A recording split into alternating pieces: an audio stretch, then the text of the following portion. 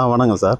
அதாவது மருத்துவ படிப்பு மற்றும் பணி, ஐஏஎஸ் தேர்வு எழுதுவது, இது எது கடினம்னு பார்க்குறீங்க? இல்லை சார், நம்ம இப்போது என்னோடய வியூ பாயிண்ட் என்னென்னா சார், எதுவுமே கடினம் கிடையாது, அதே நேரத்தில் எதுவுமே ஈஸி கிடையாது. சரியா? நம்ம எல்லாத்துக்குமே நம்ம ஈக்குவலண்ட்டாக ஹார்ட் ஒர்க் கொடுக்கணும். நான் வந்து மெடிசின் ஈஸி இல்லைன்னா யூபிஎஸ்சி ஈஸிங்கிறது நான் எதுவுமே சொல்லுவேன். அதே நேரத்தில் நம்ம நிறைய ஃபீல்ட்ஸ் இருக்குது. லா இருக்குது, சார்ட்டர்ட் அக்கௌண்டன்ட் இருக்குது, எக்கனாமிக்ஸ் இருக்குது, எம்எஸ்சிஸ் இருக்குது. ஸோ எல்லாமே வந்து அதோட இதில் டஃப் தாங்க. அதே நேரத்தில் நம்ம வந்து அதுக்கான தேவையான எஃபர்ட்டு, நேரம் அண்ட் நம்மளோட ஸ்ட்ராட்டஜி நம்ம கரெக்டாக பண்ணோன்னா எதுவுமே கஷ்டமும் இல்லைங்க. சவால் மிகுந்த ஐஏஎஸ் தேர்வுக்கு தயாராக வேண்டும் என்ற ஆர்வம் எப்போது வந்தது சார் உங்களுக்கு? அதான் சார். ஸோ இப்போ நான் சின்ன வயசுலேருந்தே சார் வீட்டில் வந்து என்னோடய ஃபாதர் ரோல் மாடலாக தான் இருந்திருக்காரு. அதே நேரத்தில் ஃபேமிலியும் நல்லா சப்போர்ட் பண்ணியிருக்காங்க.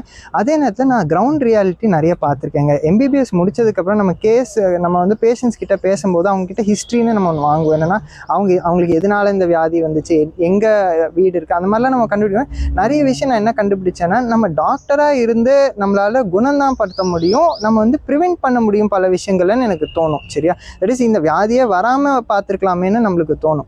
அந்த இது வந்து எனக்கு வந்து சிவில் சர்வீசஸ்ல அந்த ஒரு ஆப்பர்ச்சுனிட்டி கிடைக்குதுன்னு நான் ஃபீல் பண்ணேன். அதனால தான் நான் வந்து கொரோனாக்கு அப்புறம் இந்த 2020க்கு அப்புறம் நான் வந்து ஒரு முழு வீச்சில் நல்ல ஒரு ஸ்ட்ராட்டஜி பண்ணி நான் வந்து சிவில் சர்வீசஸ்க்கு படிக்க ஆரம்பிச்சேங்க. இப்போ அப்பா வந்து ஐஏஎஸ் அதிகாரி, பல நேரங்களில் அலுவலக பணியில் குடும்பத்தையும் யூஸ் பண்ணி செஞ்சிருப்பாரு. உங்களுக்கு அதில் விருப்பம் இல்லையா? நீங்கள் தற்போது ஐஏஎஸ் அதிகாரியாக தேர்ச்சி பெற்றுள்ளீர்கள், இதை எப்படி பார்க்குறீங்க? ஆமாங்க, நான் ஆல் இண்டியா ரேங்க் 80 வந்திருக்கு. சிவில் சர்வீசஸில் நான் கிளியர் பண்ணியிருக்கேன். ஆப்வியஸ்லி சர்வீஸுங்கிறது நம்மளுக்கு ஒரு மாதம் கழித்து தான் தெரிய வரும் நம்ம லிஸ்ட் பிரகாரம். இருந்தாலுங்க என்னென்னா, ஒவ்வொரு ஃபீல்டில் அந்த ஒரு டெடிக்கேஷன் தேவைதாங்க எனக்கு தெரிஞ்ச வரைக்கும். இப்போ வந்து நான் இப்போ வந்து MD final year general medicine படிச்சுட்ருக்கேன் செட்டிநாடு மருத்துவமனையில்.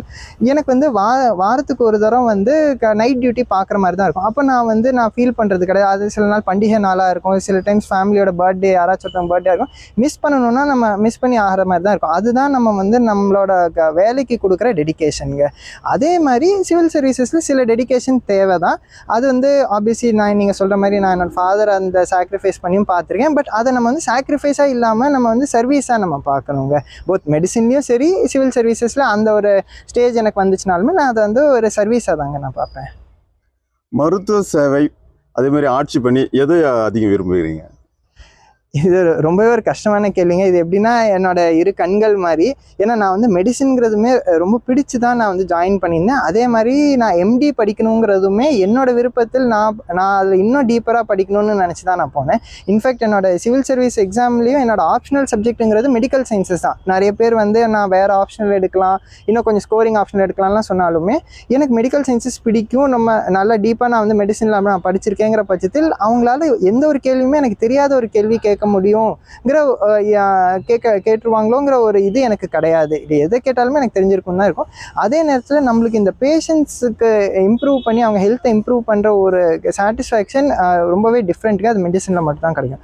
அதே நேரத்தில் சிவில் சர்வீஸ் என்னென்னா, நம்மளுக்கு வந்து ரொம்ப ஒரு ப்ராட் இது ஃபீல்டு கொடுக்குதுங்க. தட் இஸ் நான் வந்து மெடிசனில் ஒரு 10 பேருக்கு பண்ண முடியும்னா அதில் வந்து பல லட்சம் பேருக்கு நம்ம வந்து சர்வீஸ் பண்ண முடியும். பட் அகெயின் இது எல்லாமே நம்ம சர்வீஸ் பொறுத்து தான். அந்த ஒரு சர்வீஸ்க்கு நம்ம டெய்லர் பண்ணி நம்மளோட அப்ரோச், பப்ளிக் பெனிஃபிட்டான அப்ரோச் நம்ம கொண்டு வரணும். பட் அது டெஃபினட்டாக நம்ம அந்த சர்வீஸ் வரும்போது நம்ம அந்த டைம் டிசைட் பண்ணுவோம். ஐஏஎஸ் தேர்வுக்கு எத்தனை நாள் பயிற்சி எடுத்தீங்க? இது எப்படி பயிற்சி எடுத்தீங்க, அதை பற்றி? அதாங்க. ஸோ இது வந்து என்னோட 4th அட்டெம்ப்ட்டு. இருந்தாலும் நான் 2022 நான் வந்து 361வது ரேங்க் நான் வாங்கியிருந்தேன். தென் ஒரு இயர் நான் கேப் விட்டுட்டு நம்ம வந்து பிஜியும் படிச்சுட்டு இருந்ததுனால இன்னொரு தடவை நல்லா படிச்சுட்டு திருப்பி கொடுக்கலான்னு சொல்லி 2024 நான் கொடுத்தேங்க. என்ன கேட்டால் ஃபஸ்ட் நம்ம வந்து பேசிக்ஸ் நல்லா தெரிஞ்சிருக்கணுங்க. என்சிஆர்டி புக்ஸு, நம்ம இந்த பேசிக் சப்ஜெக்ட்ஸ் நல்லா தெரிஞ்சிருக்கணும். அதுக்கப்புறம் ஒரு நியூஸ் பேப்பர் ரெகுலராக படிக்கணும். கூட்டி கழிச்சு பார்த்தா ஒரு 2 to 3 இயர்ஸ் நான் டெஃபினட்டாக கொடுத்துருப்பேங்க இதுக்கு. ஸோ இந்த எக்ஸாமில் டெஃபினட்டாக குவாலிஃபை ஆன எல்லாருக்குமே நான் வந்து கங்க்ராச்சுலேட் பண்ணுறேங்க. இது ரொம்பவே ஒரு டஃப்பான எக்ஸாம். குவாலிஃபை பண்ணதுனால எல்லாருக்குமே நான் வந்து கங்க்ராட்ஸ் சொல்கிறேன். அதே நேரத்தில் மல்டிபிள் ஸ்டேஜில் குவாலிஃபை ஆகாதவங்க இருப்பாங்க. ப்ரிலிமினரி எக்ஸாமாக இருக்கட்டும், மெயின்ஸாக இருக்கட்டும், இல்லை இன்டர்வியூவாக இருக்கட்டும், அவங்க எல்லாருக்குமே நான் சொல்ல விரும்புகிறது என்னென்னா, விடாமுயற்சியை அடுத்த தரமும் நீங்கள் கொடுங்க. எனி டைம் கிளிக் ஆகலாங்க. நம்மளுக்கு வந்து எந்த வருஷம் நம்மளுக்கு கிளிக் ஆகுங்கிறது நம்மளுக்கு டெஃபினட்டாக தெரியாது. எனக்கே தெரிஞ்சது கிடையாது. நான் வந்து லாஸ்ட் மினிட் வரைக்குமே நம்மளுக்கு என்னங்கிறது டவுட்ஃபுல்லாக தான் தான் இருக்கும். ஸோ நீங்கள் டெஃபினட்டாக ட்ரை பண்ணிக்கிட்டே இருங்க. அதே நேரத்தில் என்னென்னா ரொம்ப சிம்பிளாக வச்சுக்கோங்க. நிறைய புக்ஸு நிறைய இதுன்னு போகாமல் இருக்கிற புக்கை ஃபுல்லாக படித்து ஒரே ஒரு புக்கை பிலீவ் பண்ணி அதை ஃபுல்லாக படிக்கிற மாதிரி பார்த்துக்கோங்க. அண்ட் டெஃபினட்டாக கரண்ட் அஃபேர்ஸ் நல்லா ஃபாலோ பண்ணுங்கள். நியூஸ் ரெகுலராக பாருங்கள். டிவி நியூஸாக இருக்கட்டும், நியூஸ் பேப்பராக இருக்கட்டும், அப்டேட்டடாக இருங்க. செய்திகளை உடனுக்குடன் தெரிந்து கொள்ள உடனே சப்ஸ்கிரைப் பண்ணுங்க.